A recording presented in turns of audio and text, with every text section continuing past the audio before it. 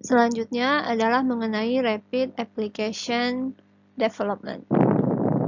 Metodologi RAD ini muncul sekitar pada tahun 1990-an dan metodologi ini mencoba untuk mengatasi kelemahan metodologi desain terstruktur dengan menyesuaikan fase SDLC untuk mendapatkan beberapa bagian dari sistem yang dikembangkan dengan lebih cepat dan sampai ke tangan pengguna juga dengan lebih cepat.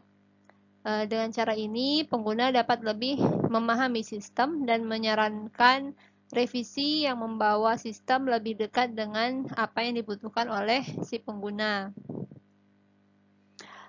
Sebagian besar metodologi berbasis RAD ini merekomendasikan agar analis menggunakan teknik khusus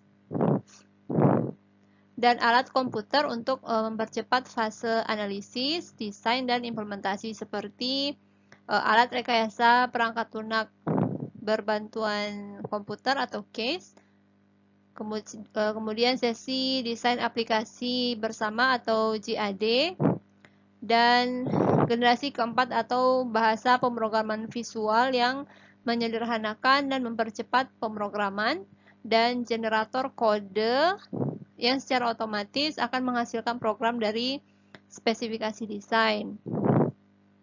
Ada satu masalah kecil pada pengembangan berbasis RAD ini, yaitu mengelola ekspektasi pengguna.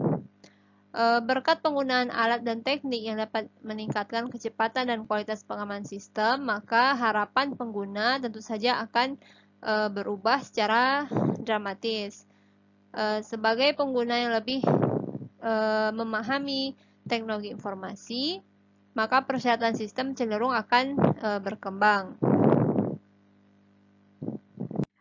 Metodologi pertama pada RAD ini adalah Phased Development, yang secara bertahap memecah keseluruhan sistem menjadi serangkaian versi seperti ini. Ini versi 1, versi 2, versi 3. Yang dikembangkan secara berurutan. Tahap analisis akan mengidentifikasi konsep secara keseluruhan. Kemudian tim project, pengguna, dan sponsor sistem kemudian mengkategorikan persyaratan tersebut ke dalam serangkaian versi. Versi 1, versi 2, versi 3 misalnya. Persyaratan yang paling penting dan mendasar digabungkan ke dalam versi pertama. Kemudian fase analisis kemudian mengarah ke desain dan implementasi, tetapi hanya dengan serangkaian persyaratan yang diidentifikasi untuk versi 1. Setelah versi 1 diimplementasikan, pekerjaan akan dimulai pada versi 2.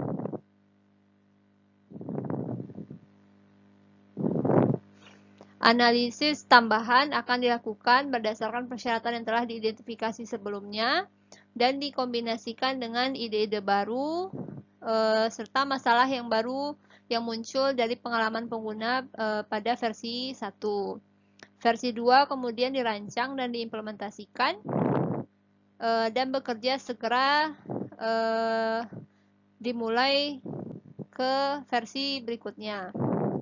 Proses ini berlanjut hingga sistem selesai atau tidak lagi digunakan. Metodologi berbasis pengembangan bertahap ini atau phase development ini memiliki keuntungan di mana sistem akan segera disampaikan ke tangan pengguna, meskipun sistem tersebut tidak melakukan semua fungsi yang dibutuhkan pengguna pada awalnya. Karena ia akan memulai memberikan nilai bisnis lebih cepat daripada jika sistem dikirimkan setelah semua fitur selesai, seperti halnya dengan metodologi waterfall atau paralel. Demikian juga karena pengguna mulai bekerja dengan sistem lebih cepat, biasanya kecenderungannya adalah pengguna mengidentifikasi persyaratan tambahan yang juga penting lebih cepat daripada dengan situasi desain terstruktur. Kelemahan utama dari pengembangan phase development ini adalah bahwa pengguna mulai bekerja dengan sistem yang sengaja dibuat tidak lengkap. Misalnya pada versi 1 ada beberapa fitur yang tidak dikembangkan pada versi tersebut. Nah, sangat penting untuk mengidentifikasi fitur yang paling penting dan berguna dan menyertakannya di versi pertama, dan untuk mengelola ekspektasi pengguna selama proses.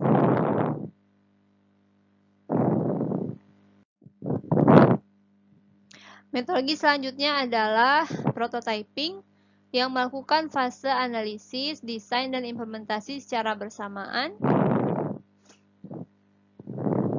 Dan ketiga fase tersebut dilakukan secara berulang dalam satu siklus sampai sistem selesai.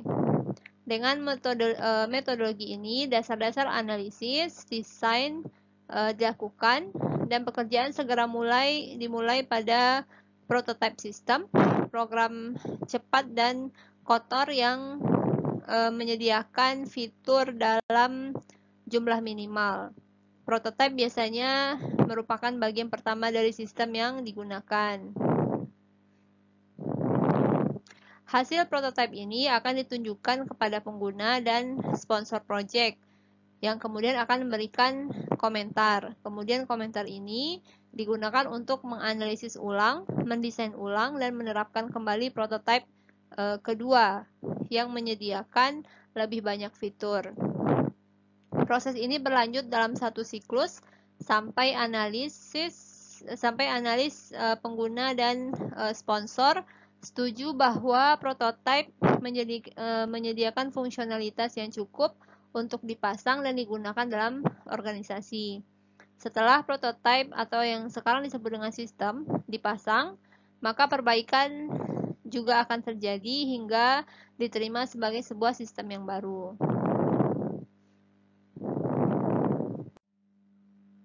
Keuntungan utama dari metodologi berbasis prototype ini adalah bahwa metodologi ini dengan sangat cepat menyediakan sistem yang dapat digunakan oleh pengguna untuk berinteraksi meskipun pada awalnya belum siap untuk digunakan organisasi secara luas. Pembuatan prototipe ini juga meyakinkan pengguna bahwa tim project sedang mengerjakan sistemnya, dan pembuatan prototipe membantu menyesuaikan kembali persyaratan yang dibutuhkan dengan lebih cepat. Masalah utama pada pembuatan prototipe ini adalah bahwa sistemnya adalah serba cepat disampaikan kepada pengguna, sehingga tantangannya adalah untuk melakukan analisis yang cermat. Seringkali prototipe mengalami perubahan yang signifikan sehingga banyak keputusan desain yang awalnya tidak dilakukan dengan baik, sehingga banyak terjadi kesalahan. Hal ini dapat menimbulkan masalah dalam pengembangan sistem yang kompleks karena masalah fundamental tidak dikenali sejak awal. Bayangkan saja misalnya membangun sebuah mobil, kemudian menemukan pada akhir proses pembuatan prototipenya bahwa Anda harus mengeluarkan seluruh mesin untuk mengganti oli karena tidak terpikir di awal pembuatan mobil tersebut bahwa mengganti oli akan dilakukan pada saat mobil sudah berjalan pada kilometer tertentu. Selanjutnya adalah throwaway prototyping. Metodologi berbasis throwaway prototyping ini mirip dengan metodologi berbasis prototype yang mencakup pengembangan prototype. Namun throwaway prototyping ini dilakukan pada titik yang berbeda di SDLC. Prototype ini digunakan untuk tujuan yang sangat berbeda dari yang telah dibahas sebelumnya dan memiliki tampilan yang sangat berbeda.